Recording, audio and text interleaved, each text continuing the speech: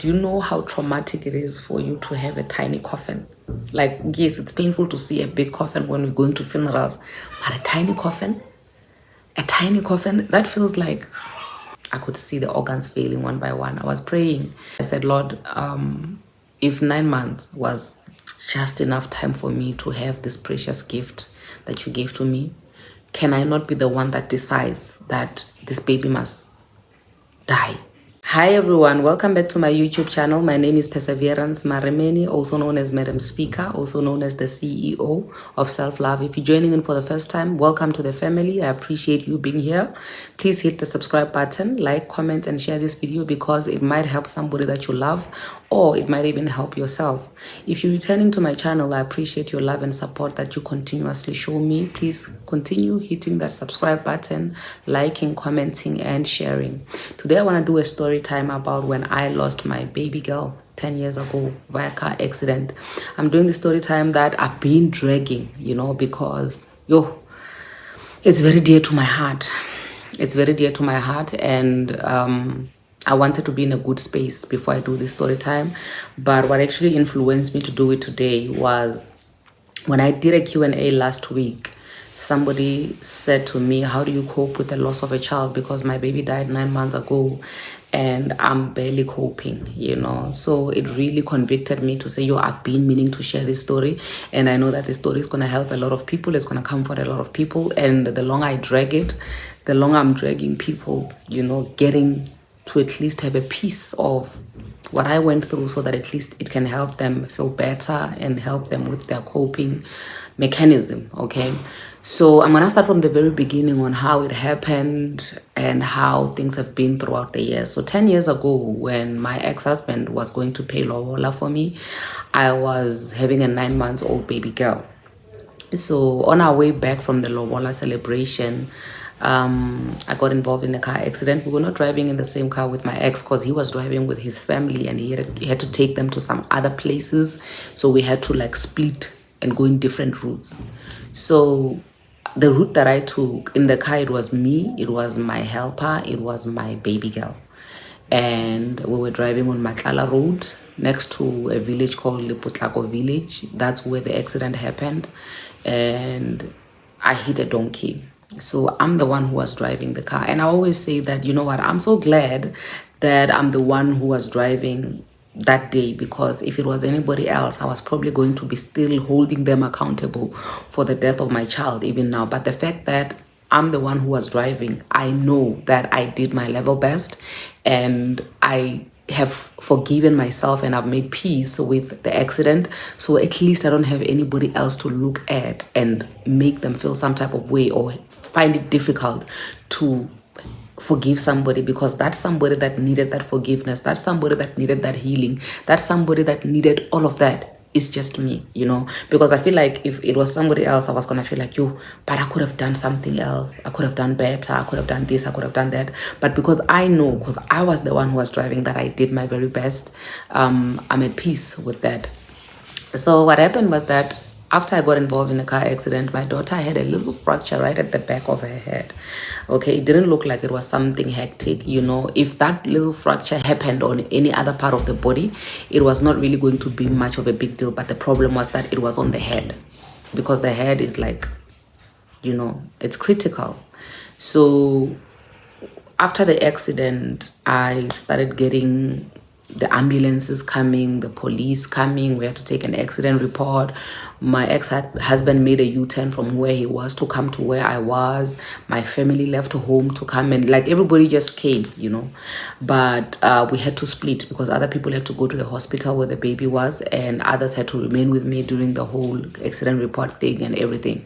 So when the baby was taken by the ambulance, she was okay, But obviously she was in shock. I was also in shock. I was shaking. The other lady as well was in shock. She had her leg broken.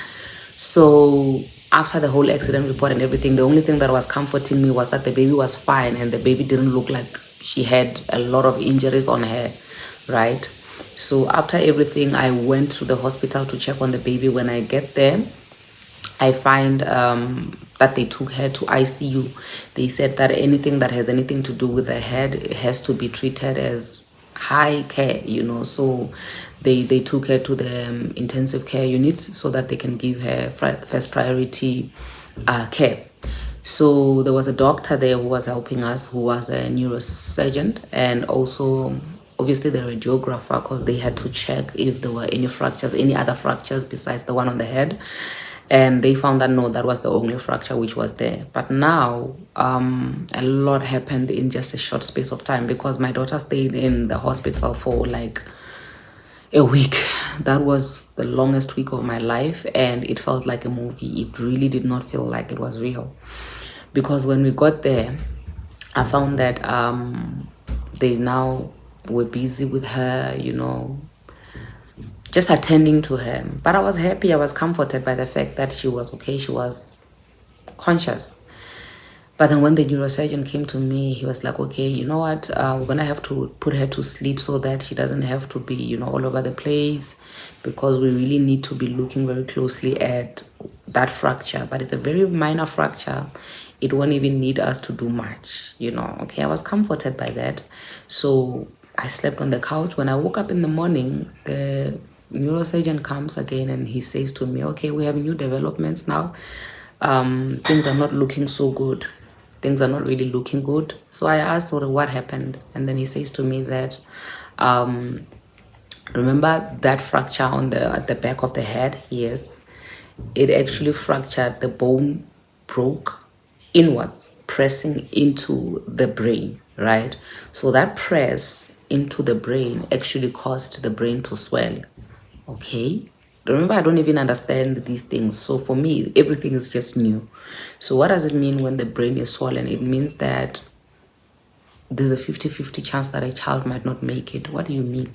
Okay, because if the brain does not stop swelling, that means that we're going to have a problem with the supply of oxygen to the brain. And once we don't have supply of oxygen to the brain, that means the baby is going to be brain dead.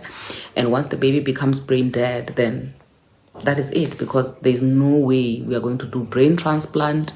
Once the brain is dead, that means that it is finished. Okay, now I kept on holding on to the positive 50% to say, yo, you know what, the God, I was praying, guys, I was praying to say, Lord, can you not allow this child to leave me, because this is the most precious child. I know this is my first child, but this child has been nothing short of amazing. I love her so much, So after that, the following day, that is now day 3, the doctor comes and he says to me, woman, listen, unfortunately, the brain swelling couldn't go down on time. So the brain has stopped working, meaning that the baby is now brain dead. I still didn't understand what you mean, because the baby is breathing, through the oxygen that was given to her through the machines and everything. So what do you mean the baby is brain dead? I'm like, yeah, unfortunately, that which you are seeing, that movement, is not your baby's brain reporting to the lungs that you need to breathe in and out. It's just the machine, meaning that if we stop the machine, you will get to see that the baby is actually dead. But somebody can be dead when the heart is still beating. Yeah, the heart is still beating because we are supplying it with the oxygen through the machine. I was like, unfortunately, it's not going to be possible for me to just say switch off the machine. The baby stayed there for almost a week, because every day as I was going there to visit her and I was praying, I was just in prayer mode. I saw her organs deteriorating. Her organs were deteriorating every day when I go there. I remember this one time they even called a psychologist to come and speak to me. One thing that made me so mad about the conversation that I had with the psychologist, because I thought she was there to talk to me about how I feel about my baby being there, because apparently the nurses had never seen me crying. So because they had never seen me crying, they feel like, you know what, maybe this person is trying to be strong. And that was not the case. I was actually crying. I was not sleeping at night. It's just that, unfortunately, I was not crying in front of people, and also because it was still so new and fresh, it still felt like a movie that my baby is in hospital. So when the psychologist comes, she tells me about switching off the machine. So I was so pissed, because I'm thinking to myself, oh man, I'm thinking you are here to talk to me about how I feel. Can't when you've been sent here to convince me to switch off the machine so that you can donate my baby's organs to other people's kids. Right now, at this very moment, I'm sorry, I don't want to be sounding like I'm heartless, but other people's kids are the last thing on my mind right now. Because those people who have those kids who are going through whatever they're going through, they don't have me in mind. They don't know that I'm sitting here with a baby who's in ICU, who's brain dead. So don't tell me about other people's kids. Don't tell me about switching off the machine so that we can preserve my baby's organs and then have them in other people's bodies. No, don't tell me about that. Now I'm still in prayer mode, because I'm in denial. I really want my baby to wake up. So that lady left me alone every day going there. I could see the organs failing one by one. I was praying.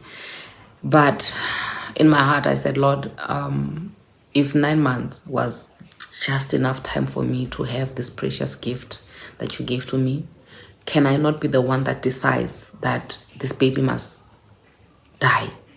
Can you, who gave me this baby as a gift, then take her if you want to take her? Don't put me in a position where I have to decide whether this baby must continue being on the machine or not. I need her to be alive. I want her to be alive. But if you feel like the time that you had placed her on this earth is done, do the honors. The same day I left, and they called us. When I see the number 015, oh my gosh, it's the hospital. I answer them. They say, please come quickly to the hospital. Obviously, as a mother to a 9-month-old baby, I'm not expecting that. I'm hoping for the best. I'm hoping for the best. I'm hoping that when I get there, they will say there's a miracle. The baby just woke up and started coughing. I'm not expecting them to tell me anything negative. I'm not saving room for anything like that. So when I get to the hospital, because now throughout the week I was able to read what was there on the machine. They'll tell me this is the heart rate, these are the lungs, this is that, so I was able to read all her organs there, or how are they doing. But I could see every day that everything was dropping. When I got there, I just saw dash, everything was 0. I have never cried like this in my entire life. I was screaming. I sat down on the floor, in that hospital, and I took my baby and I sat with her. So they just decided to leave me in the room. They just said, okay, just give her a moment, take as much time as you like. I carried that baby on my lap, and remembering carrying her on my lap for the first time when she was born, and asking God, why did you try me like this? Was this a test to say, can I really be a parent? What was this? What were you doing when you gave me this child? Because this was a precious child that you gave me for you to just come and take her 9 months later. Do you know how it feels like to have a child? You literally feel like your heart is in human form. So me experiencing the best love, the greatest love that any human being could ever experience, you want to take that away from me 9 months later? I was so mad. I was so mad at God. And I kept looking at that child and I was begging her to wake up. Please, baby, Ofuna, just wake up. Please wake up, I cried. After some time, everybody came, my family came. And they had to take the baby and we had to start preparing for the funeral.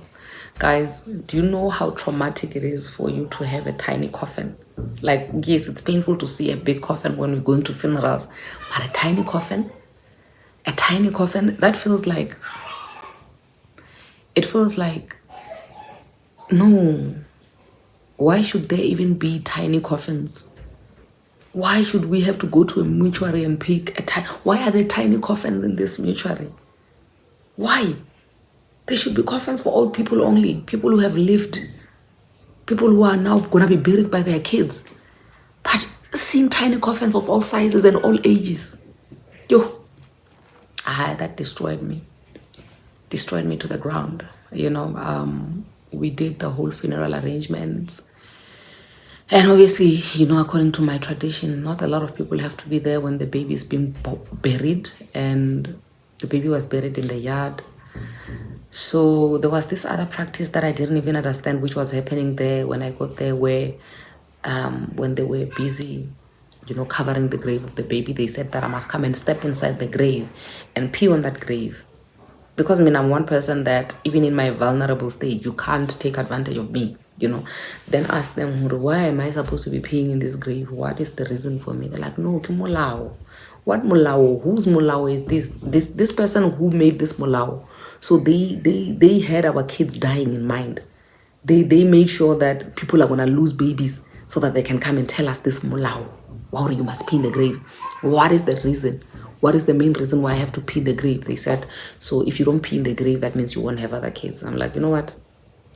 I didn't pee in a grave. I didn't pee anywhere. I didn't do anything for me to have this baby. So if I'm not meant to have other kids, it's fine. I'm not peeing in a grave. I'm not peeing in a grave. So I left it like that. I didn't pee in a grave. And yeah, that was it. We buried the baby. When I now came back, it was just me and my ex-husband now in the house. The baby's not there. I was not sleeping. I was just praying, And by that time, I was a Mzalwani Zazaza. When you are a Mzalwani Zazaza, a lot of times, guys, I'm not even saying this in a bad way, please. But anyway, it's fine. I'm just going to speak my mind. A lot of times we want to use the verse that you must not confess negativity with your mouth, the power of tongue. So if I confess with my mouth to say I'm not coping, I'm not fine, then I'm confessing that negativity. So for me to confess positivity, I must lie now and say I'm fine even when I'm not fine. I must pray about it and say God has restored me, even though I knew that I'm still feeling empty about the loss of my baby, So the thing is that I always felt like I needed my daughter's name to be tattooed on my body somewhere, I felt like I was actually dismissing this pain which was on the inside of me. I felt like I was ignoring it and pretending that it was not there, then translating that to me healing. But in all honesty, I had not healed from the loss of my child. I had just decided to put it in a can, close it up, and throw it somewhere in the closet. And also, I had my ex-husband's daughter from his previous relationship staying with us. So I kind of feel like that baby, I was using her to replace the baby that I had lost, So after so many years of me having my ex-husband's daughter, I still love her even now, but you know what? I had to be honest with myself to say, actually, you staying with this child, yes, you love her. Yes, you would stay with her even if your other child was still alive. I loved her even when my daughter was still alive. So there was nothing that was going to stop me from loving her. But I really felt like I'm using her to numb the pain of me losing my baby. I had never really dealt with the loss of my baby. So after that, I was blessed with a baby boy. I was telling the other day, I was talking about how it came about for us to name our kids what we named them. Tiamiso, the Tswana name means, like, if you know Husiami meaning it's well, it is okay, things are good. Tiamiso means to make things well, to make things okay. And I felt like he really was the comfort that I needed for the loss of my baby. And I was glad that Tiamiso was a boy, because then I didn't have to compare him with the baby that I lost, because I felt like no baby could ever compare. But I found that babies are different. Tiamiso is different in his own way, and he's such an adorable baby boy as well. So we named him Tiamiso because he really comforted our hearts. And then 4 years later, I had another one, Puno Entle, which means great harvest, because things were just happening and beautiful things were happening in our lives. Hence, we named her Great Harvest. But yeah, in all honesty, that loss had never really, it's a thing that I had never really dealt with, It was still a very closed wound that I didn't really want to touch on in a lot of times, because I felt like I prayed about it, I threw it away, I gave it to God, so it is done, it is finished. So after the loss of my baby, having to go back to work, my gosh, it was so painful, it was so hard, because people now are looking at me in a very weird way, in a very awkward way. I go back to my doctor, I'm like, doctor, please book me off sick. I'm not coping with people looking at me, staring at me. If people are not looking at you and staring at you, some are just, being insensitive and asking you, so what happened? So why didn't you do this and that? Why did, so it was really, really hectic, because one way or the other, and as much as I'm trying to let every passing day be a day of healing for me, I have people, some people don't even know that the baby is late. When you bump into them in a shop, they ask you, where is the baby? Now you have to say the baby is late. It was hard. It was hard. Every passing day felt like I was walking on, I don't know, irons or nails. it was hard. So after that, I, oh my gosh, I like just me thinking about where I was and thinking about the lady who said 9 months ago that her baby passed away.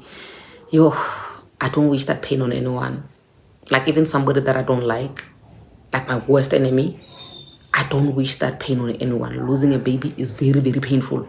Guys, it's so painful that in my family, my grandmother would always say to me, yo, Manak, I don't know how to comfort you because at my big age, at my old age, I've never lost a baby. So I don't even know how to comfort you. I don't even know what to tell you or how to make you feel. So I was like, it's fine, Gugu. We'll just see. We'll just see. So in every passing day, it was hard. It was hard. It was hard. But yeah, I was just keeping myself busy and occupying myself with my other kids and focusing on the positive, focusing on the blessings that God had given me. With every passing day, it was just torture and torture and torture and torture for me. And I felt like nobody could understand, and I don't want anybody telling me that it's going to be okay, because what will be okay? Have you ever lost a child? You know how it's like to lose a child. So when you say it will be okay, I will be okay, how do you know that? Do you have a reference for me? So it was really hard. It was so hard. And that's why I say that I don't wish that on even my worst enemy, because that's how hard it is. I don't wish it on anyone. There was a time where even that route that I had an accident in, I was not using. For the longest time, I didn't use that route because it obviously triggered me. It obviously was opening up my wound. So remember, I was avoiding stuff that will, dismiss my testimony. My testimony is that God has restored me with other kids.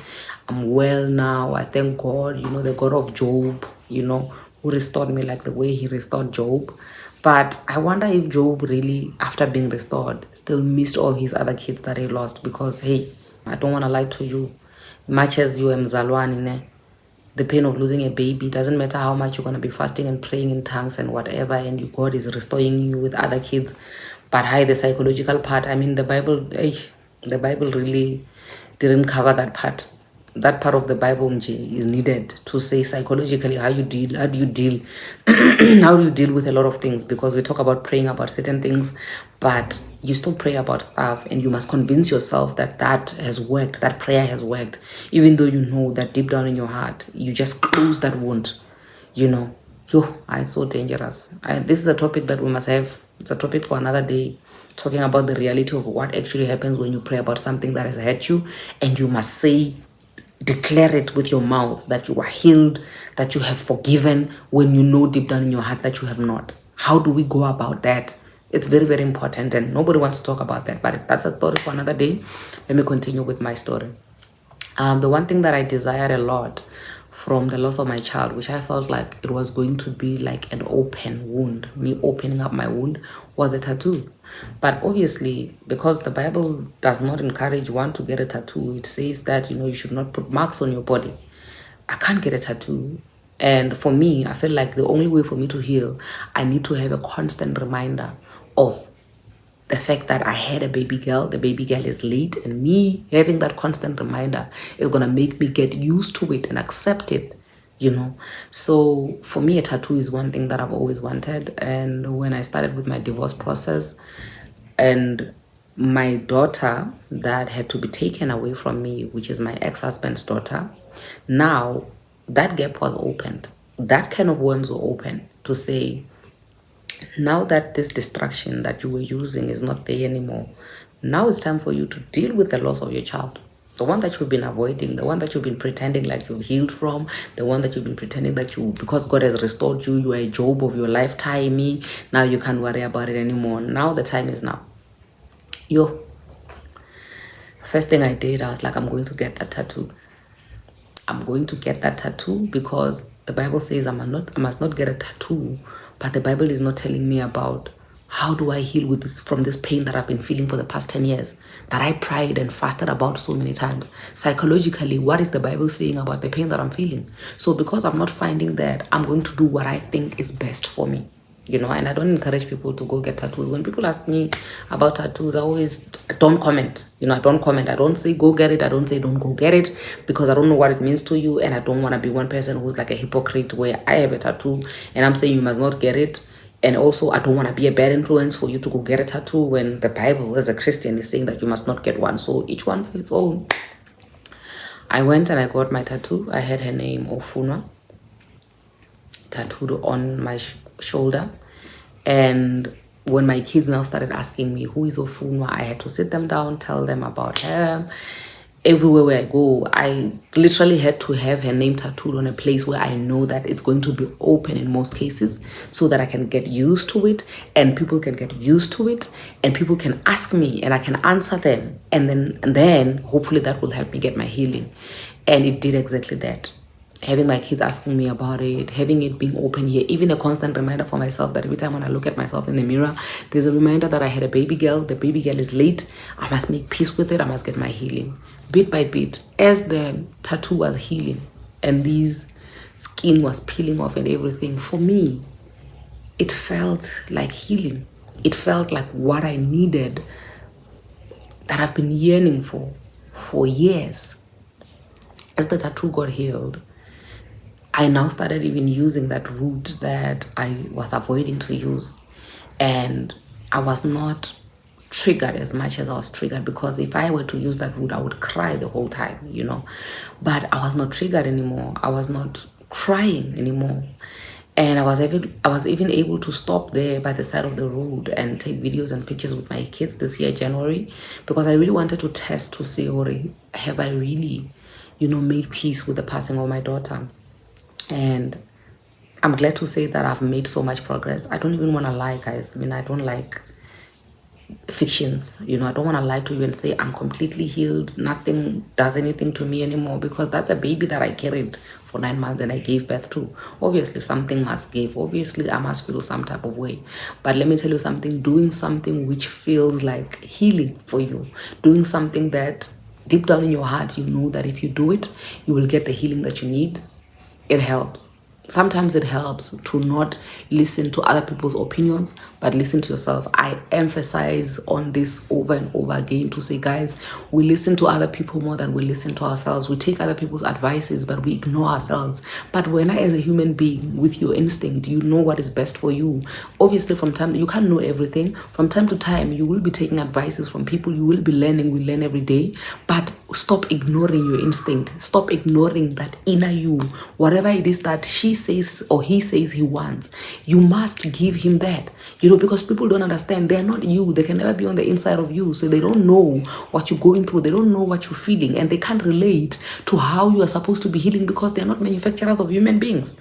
You know, so for me, I've been using other people's methods for my healing. People that some they've never even been through the loss of a child, some they have, but whatever way that they chose that was healing for them worked for them, but it was not working for me. And let me tell you something, the day I chose my own healing, I've never looked back. I've never looked back. So yeah, that's where my healing journey started, when I had my tattoo. And I now started using the root. I now started telling my kids about it. We have open discussion about it. Sometimes these kids offend me, guys. Sometimes these kids offend me because obviously because they're young, the way they speak, they don't know how to structure their words. So they would just say, so your dead child, you know, in their language, they'll say, so Wana, how you are healing, you know. So obviously because they're kids and I want them to understand, I can't just dismiss them right just like that. I need to answer to them first. I need to give them answers and explain to them what's going on. Then when I'm done, I come back after they've brutalized me. I must now come back and say, okay, kids, listen, that's not how you say. When somebody passes, you don't say, how you are healing, or mang you are healing. You say somebody who has somebody who has passed away.